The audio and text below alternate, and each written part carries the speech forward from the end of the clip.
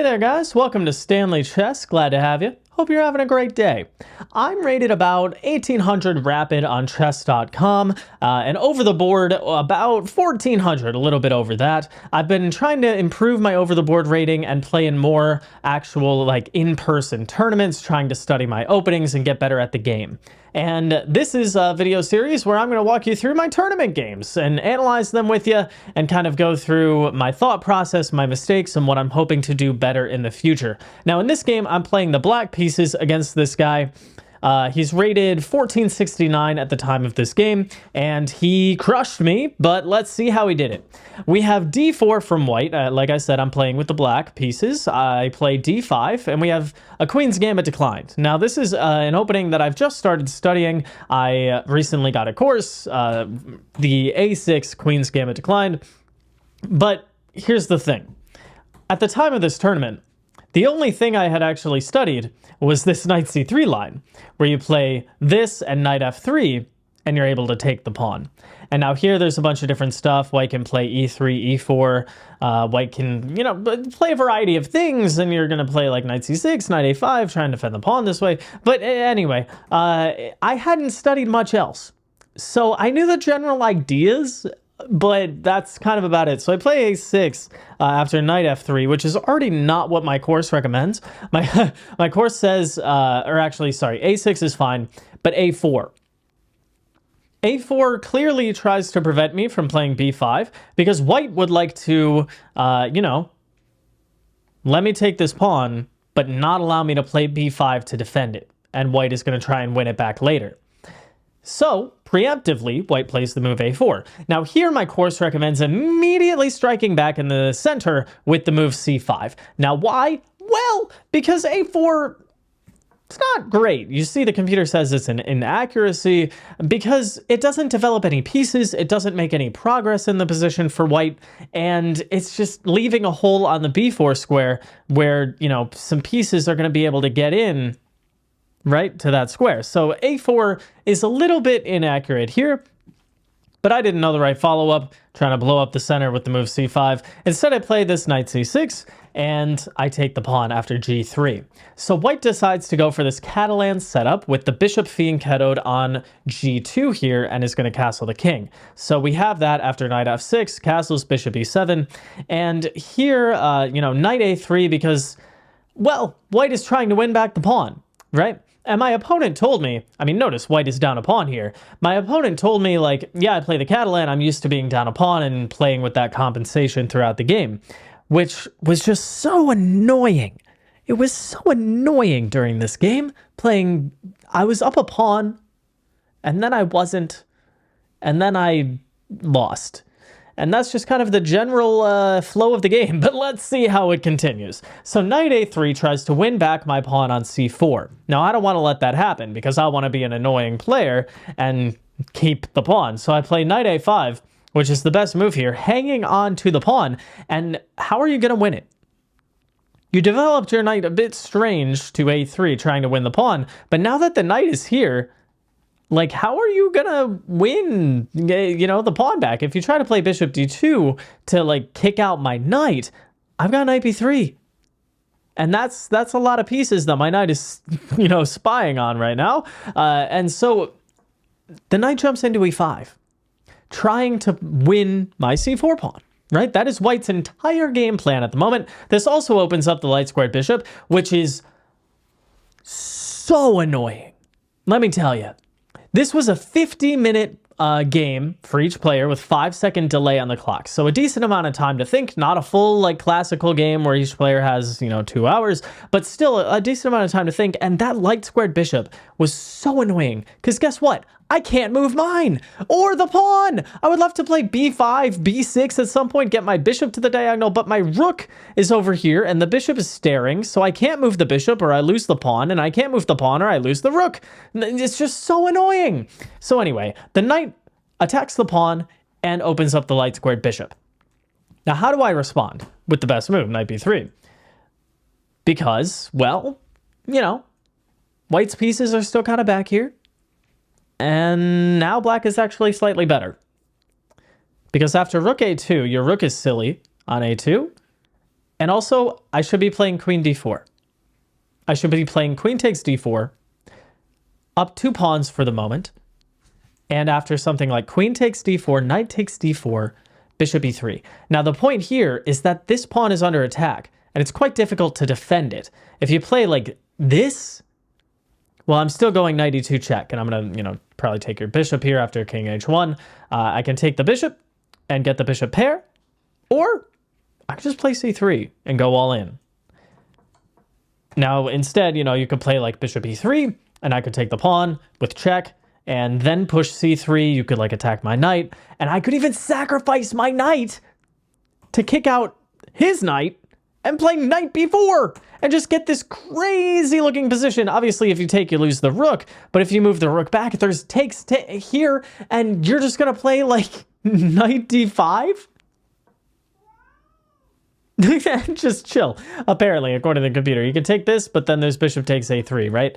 So it's just crazy how good of a position I could have had if I played queen takes d4.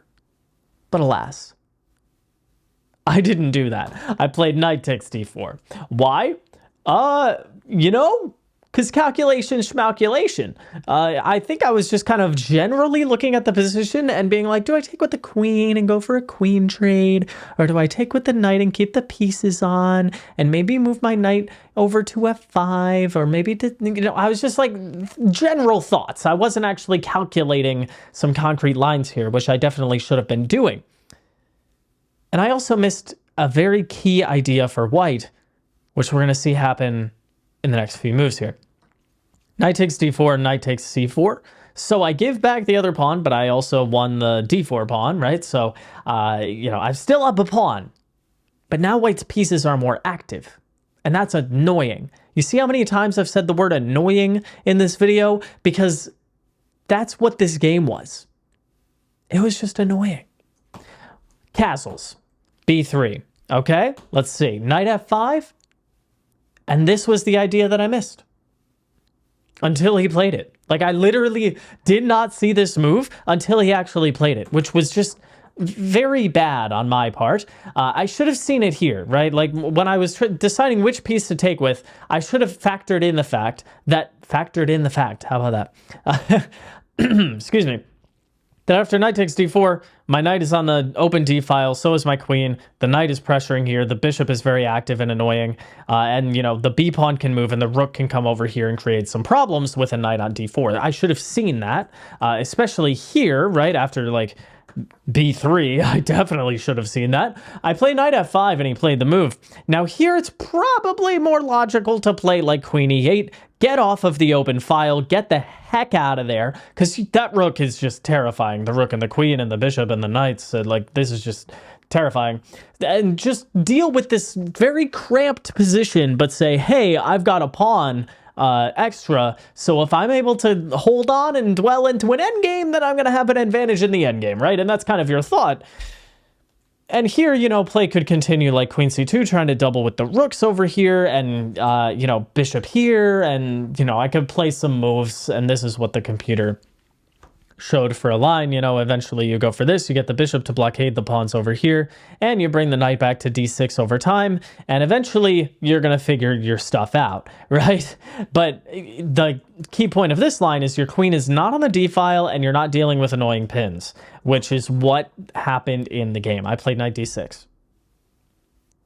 Walking into a pin. I thought it was fine, because I've got 1, 2, 3 defenders, and he's only got 1, 2, 3 attackers, right? So I should be fine. And then I'll be able to play, some move, get out of the pin, and figure it out. But no. Bishop a3 comes. Now, this is not the best move, but it's very annoying, right? It's putting pressure on the pin piece, PP on the PP. And here, apparently, white should have played something like bishop b2 and just keep developing, keep the pressure. But bishop a3, and I should have apparently played knight d5, which I didn't like because, takes. You lose a pawn, right? And now material is equal because you were up a pawn. So you're sacrificing a pawn in order to get out of your very cramped position. And also white would be giving up that very annoying light squared bishop that has been causing a lot of headaches. And my bishop gets opened up in the process. So this is actually, a pretty logical idea. And you get to play this like bishop e6. You get your, you have the bishop pair, right? So you're going to play this. And you actually, in this line, give up the queen. Because guess what? After all this, whose position do you like more? Probably black, right? Black guy is actually up 1 point of material. What is it? Cancel the knights out, cancel the rook out here, and black has a rook, 2 bishops, and yeah, rook and 2 bishops minus a pawn for the queen. And the pieces are very active. The rook's on the open files here. The knight is a bit misplaced. Can't jump forward. The bishop pair is just dominating. And this knight is just defended. And you're going to play b5 at some point to free it up even more. And it's just, this position looks pretty good for black. I didn't see that whatsoever. Like, not even a little bit. Not even a glimpse of that popped into my head. Instead, I played this move. I played knight back to me because I'm like, oh, another attacker on my pinned piece. How can I defend my pinned piece again? With this move. Very passive, very cramped. This is just not great. It's just not good. Now, I figured here, there's no other piece that can put pressure on my d6 knight at the moment, so I should be holding on. I should be able to untangle. And then he plays this. Plays knight takes d6. Now, apparently knight a5 was best, putting pressure on the b7 pawn, and, that's just not going to be easy to defend at all, but knight takes. And I think, hold on. I think that's a mistake, because I get to take back with the pawn and push and trade. And sure, I've got a bad bishop, a very passive knight, but I'm off of the d file. I've got the central space, and the bishop is blocked out. So maybe I can play this. Hold on. I might be doing okay. And I am. Computer says it's equal, or even better for black. Knight jumps into b6. Okay, I move the rook. And then e4. Okay. Apparently I should take. I didn't like this because, it opens up the bishop and the rook and the queen. But after this, apparently you're fine. You just play queen b4, and you've got your rooks and your queen, and it's going to be fine. But instead what I do is I play queen b4 right away. He takes the bishop, which I actually wasn't that mad about because that bishop hasn't moved the entire game. and now I don't have to worry about trying to get it developed because, how is that going to happen? And so then he takes, which is annoying, right? Materials back to equal. I don't want to do this at all. Because what is my position here? It makes no sense. The rook, the queen, the bit, like, why would I do this? So instead I pin, right? Because I'm pressuring the rook 2 different ways. And then after rook here, queen back, I play e5. And I played all of this correctly. That's the thing. Like, after he made the mistake of taking my knight on d6 here, I played everything correctly, more or less, aside from, queen b4 when I should have taken on e4. But the knight goes back, I push in the center, I get my pieces untangled, right? He trades, and then I play this, which is the right idea to pin, and then I bring the queen back, I push e5, I push f5, which is the right idea. Now, keep in mind here, I am getting low on time. My opponent has more time than me, and I'm running low, and there's no bonus time, only delay on the clock. So you make a move, you hit the clock, and the timer doesn't start counting down for 5 seconds. You don't get bonus time every move. It just kind of delays, right? So I'm thinking, okay, I think I have to play a bit more aggressive. Let's play f5. Get him to think, right? Maybe I'm going to play f4 if I can, or e4, right? And that's what happens. I play e4, shutting out the light squared bishop, and I'm going to try and blockade the pawn or win it. So we have this, and this is all correct. Now here, best move knight d6. Because, well, obviously, you're blockading the pawn with the knight, which is what you should do. and you're going to play like rook c8, bring your rooks over, and you're just going to, fight along the file, and the light squared bishop is kind of kicked out of the game for the moment. Instead, I play this rook f7, and I don't know why. Like, I really don't. I'm analyzing this game a few weeks after playing it, and I can't really remember why I played this move. It's very silly. It doesn't do anything, right? I think the idea was to double the rooks and try to go after the pawn this way, and maybe get the rook to c7 as well, defended and hit the queen that way. I think that was the idea. But, it doesn't really do much. I should have, brought my knight into the game, blockaded the pawn, and connected my rooks. That makes a lot more sense. But instead, rook f7, queen e2, and I double my rooks, which is what I wanted to do. Now here, the queen goes to c4, trying to set up a discovery against my king. So then I play knight d6, blockading the pawn. Queen goes back to c1. I drop the knight back. Again, not entirely sure why. I think I was trying to get something like this, maybe, and like, maybe, I don't know, or maybe blockade. Like, I really couldn't tell you why I played knight f7. I should play like rook c8, right? Take the open file, hit the queen, and play, maybe rook d. Like, my knight does a perfectly good job of blockading the pawn. You can't push it forward. The light squared bishop can't touch my knight or my queen right now, and it's just blocked out. It doesn't even defend the pawn. Take the open file and try to get in yourself is what I should be doing. But instead, I play a silly move, knight f7. I trade the queens. I thought here this was another slight mistake because I get to trade and the pawns are just split now. The bishop is still locked out. And if I can get a knight to d3, that would be like ideal. But I was like, am I doing okay? And I kind of am. Right? Black is actually slightly better here. Now, I will tell you at this point, I was under 5 minutes on the clock. So I stopped taking notation. If you don't know, over the board chess, you take notation, right? We'll see if this will focus in the camera here. So we see you take notation, and you see when mine stops.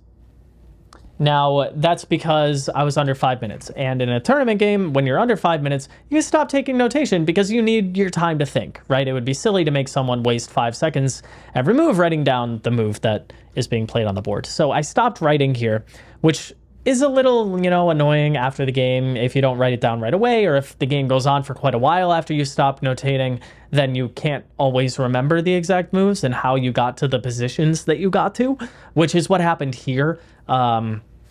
So around this point, I kind of forgot what the position unfolded to exactly. And I played it out a bit in my analysis. I didn't play it exactly like this. I know I played this exactly here because the bishop came around. I played b5, traded, kicked the bishop back.